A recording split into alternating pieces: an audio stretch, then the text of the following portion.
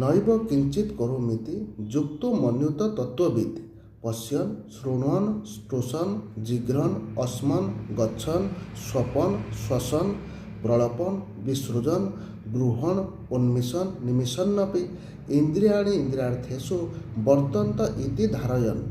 ତତ୍ତ୍ୱଜ୍ଞ ସାଂଖ୍ୟଯୋଗୀ ଦେଖୁଥିଲେ, ଶୁଣୁଥିଲେ, ଛୁଉଁଥିଲେ, ଶୁଙ୍ଘୁଥିଲେ, ଖାଉଥିଲେ, ଯାଉଥିଲେ, ଶୋଉଥିଲେ, ଶ୍ୱାସକ୍ରିୟା କରୁଥିଲେ, କଥା କହୁଥିଲେ, ତ୍ୟାଗ କରୁଥିଲେ, ଗ୍ରହଣ କରୁଥିଲେ ତଥା ଆଖି ଖୋଲୁଥିଲେ, ବୁଝୁଥିଲେ ଇତ୍ୟାଦି ସବୁ କରୁଥିଲେ ବି ଇନ୍ଦ୍ରିୟମାନେ ହିଁ ନିଜ ନିଜ ଅର୍ଥରେ ପ୍ରବୃତ୍ତ ହେଉଛନ୍ତି ବୋଲି ଜାଣି ମୁଁ କିଛି ବି କରୁନାହିଁ ବୋଲି ଭାବିବା ଉଚିତ। ଏହି କଥାର ଅଭିପ୍ରାୟ କ'ଣ?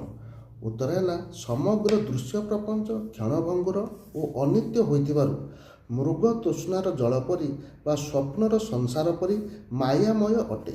ଏକମାତ୍ର ସଚ୍ଚିଦାନନ୍ଦ ଘନ ବ୍ରହ୍ମ ହିଁ ସତ୍ୟ। ମାୟା ଦ୍ୱାରା ଏହି ସମଗ୍ର ସଂସାର ତାଙ୍କରି ଠାରେ ହିଁ ଅଧ୍ୟାରୋପିତ ହୋଇଛି। ଏହିପରି ନିତ୍ୟ ଅନିତ୍ୟ ବସ୍ତୁର ତତ୍ତ୍ୱ ବିବେଚନା କରି ଯେଉଁ ପୁରୁଷ ନିତ୍ୟ ନିରନ୍ତର ନିର୍ଗୁଣ ନିରାକାର ସଚ୍ଚିଦାନନ୍ଦ ଘନ ପରବ୍ରହ୍ମ ପରମାତ୍ମାଙ୍କ ଠାରେ ଅଭିନ୍ନ ଭାବରେ ରହନ୍ତି, ସେ ହିଁ ତତ୍ତ୍ୱବିତ୍ ଓ ଯୁକ୍ତ।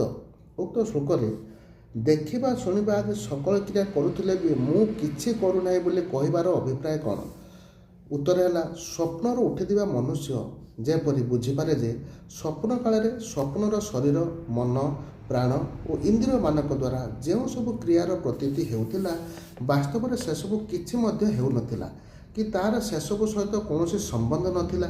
ଠିକ୍ ସେହିପରି ତତ୍ତ୍ୱ ବୁଝିପାରି ନିର୍ବିକାର ଓ ଅକ୍ରିୟ ପରମାତ୍ମାଙ୍କ ଠାରେ ଅଭିନ୍ନ ଭାବରେ ସ୍ଥିତ ସାଂଖ୍ୟଯୋଗୀ ମଧ୍ୟ ଜ୍ଞାନେନ୍ଦ୍ରିୟ, କର୍ମେନ୍ଦ୍ରିୟ, ପ୍ରାଣ ଓ ମନ ଆଦିଙ୍କ ଦ୍ୱାରା ଲୋକ ଦୃଷ୍ଟିରୁ କରାଯାଉଥିବା ଦେଖିବା, ଶୁଣିବା ଆଦି ସକଳ କ୍ରିୟା କରୁଥିବା ସମୟରେ ବୁଝିବା ଉଚିତ ଯେ ମାୟାମୟ ମନ, ପ୍ରାଣ ଓ ଇନ୍ଦ୍ରିୟମାନେ ହିଁ ନିଜ ନିଜର ମାୟାମୟ ବିଷୟରେ ବିଚରଣ କରୁଛନ୍ତି। ବସ୍ତୁତଃ କିଛି ମଧ୍ୟ ହେଉନାହିଁ କି ତାଙ୍କର ଏସବୁ ସହିତ କୌଣସି ସମ୍ବନ୍ଧ ନାହିଁ।